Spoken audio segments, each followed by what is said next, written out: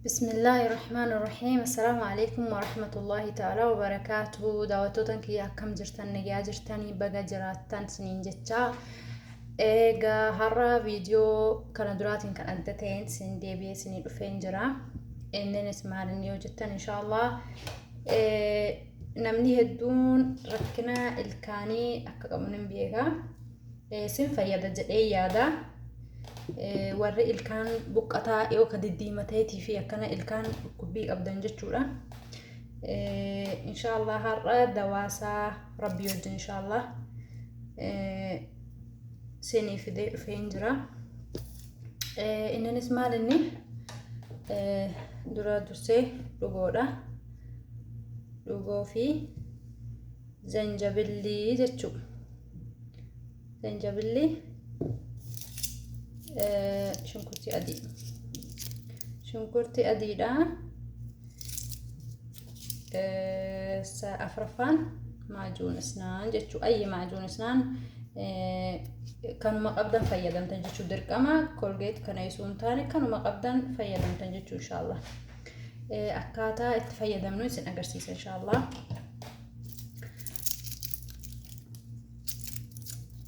بسم الله الرحمن الرحيم.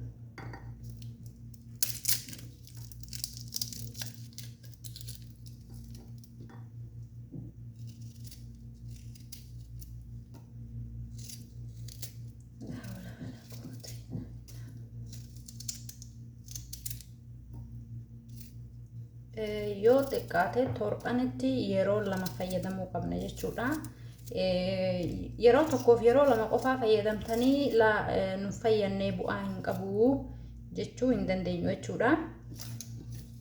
Alaqalli haga ji'a takka torqanii yeroo lama yeroo sadii yeroo lama warri hedduu ilkaan keessan diimaa ta'ee fi akkasuma buqqataa fi waan akkana dhukkubbii littaa ididdiin kun faan dhukkuba qabu faan jechuudha. Dhugoon illee hedduu gaariidha. Heddumaachuun barbaachisu maleedha. Inshallah.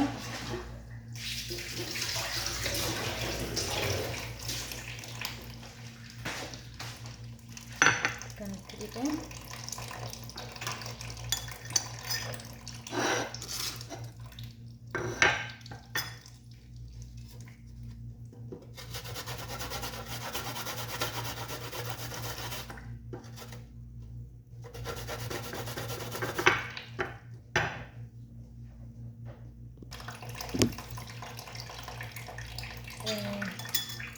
akkanatti zanjibillichallee akkuma toomaa faaqle sanitti akkanatti faaqle jechuudha. Akka sirriitti nu bullaa'u ija isa xiqqaadhaan godhachuu qabna jechuudha inshallah. Gama kana osoo hin taane gama xiqqaa kana.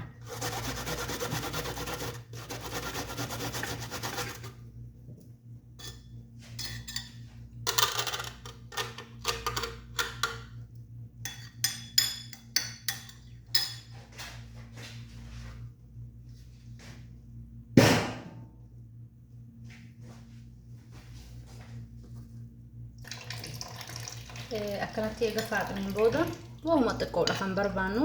Kun harmatti shunkurtii adiidha jechuudha. Doomaadha. Kun immoo zanjabillee jechuudha. Amma meeshaa kan maxbaqaa osoo hin taane kanumaaf kassasachuu qabna jechuudha. Waan biraatti fayyadamnu yeroo hunda itti fayyadamna. Waan nyaataa keessan gashinu jechuudha kana. Isa kanan baana.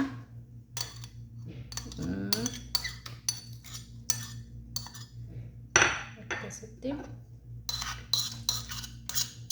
shunkurtii adii amma dhugootti cuunfina jechuun inshallah.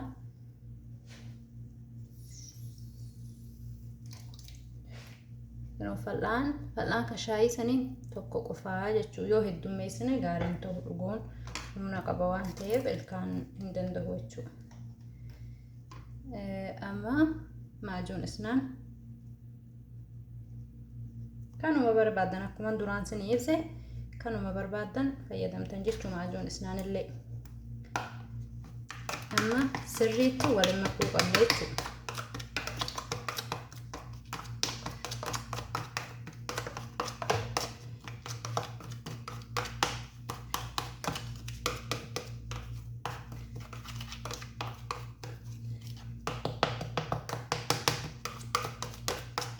yoo hedduu isaa akkanatti godhatan guyyaan sadiif akkana tallaajaa keessallee kaa'achuu hin dandeessan jechuudha. Rakkoo takka qabu hin badulleedha.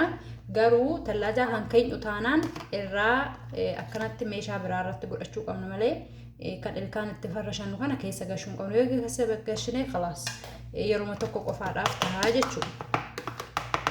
Farshaa ilkaanii waan yeroo hunda fayyadamnuuf asin keessatti naqnee akka haaraa immoo tallaajaa kaa'achuu waan dandeenyu jechuudha inshaallah.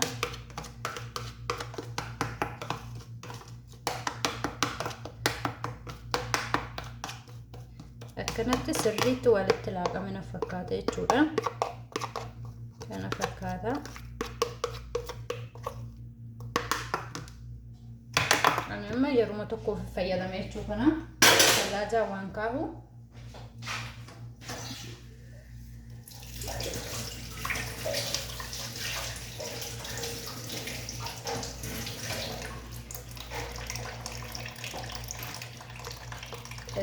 akkanatti sirrii kaafannaa.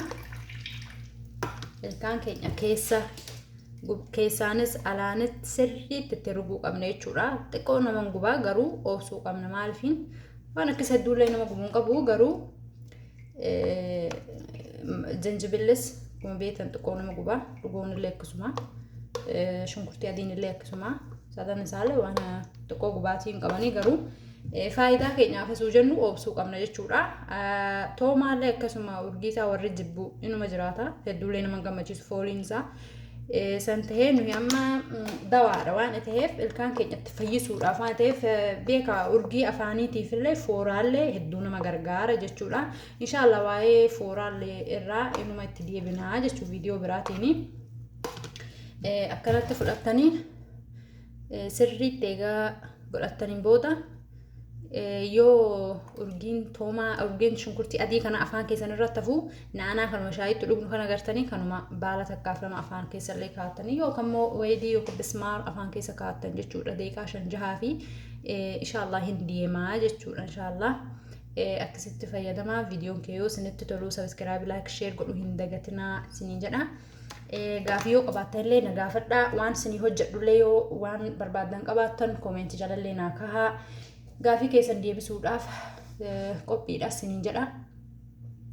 Viidiyoo biraatiin haga walitti deebinutti assalaamu alaykum wa rahmatullahi ta'ala wa barakaatuhu. Nagayaan eegaa isiniin jedha. Baay.